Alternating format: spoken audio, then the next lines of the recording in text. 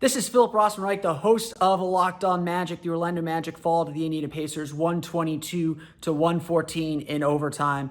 This was a game where the Magic's youth really showed off, both the good and the bad. I remember back on Friday's game against Houston Rockets when Chuma Okeke told the Bally Sports Florida broadcast after the game, y'all see how we act now. Just imagine when we're winning. Just imagine how together, how close we're going to be when we're winning. And for 3 quarters, it really looked like the Magic had figured things out. The ball was moving. It was zipping around. The team was getting stops and defending really well. They were defending the three-point line really well.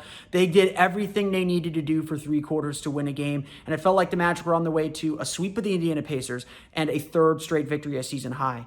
But winning in the NBA is fragile, and that is the most important thing for any young team to learn. And the Magic got bit by their youth, both the youth of their coaching staff and their head coach, and the youth of their roster. Jamal Mosley went with a lineup that did have Markelle Fultz out there, but also had Admiral Schofield, and the offensive flow just stopped.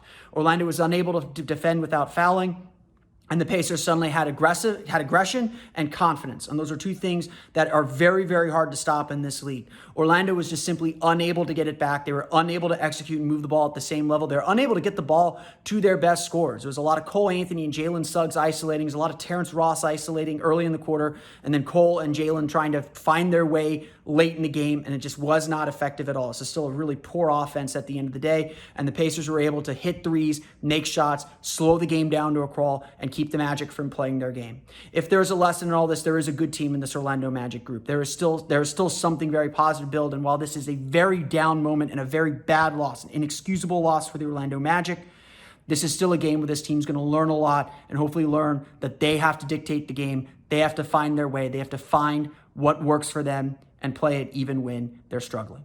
The Magic hit the road this weekend for a back-to-back. We'll have more coming up on Locked On Magic.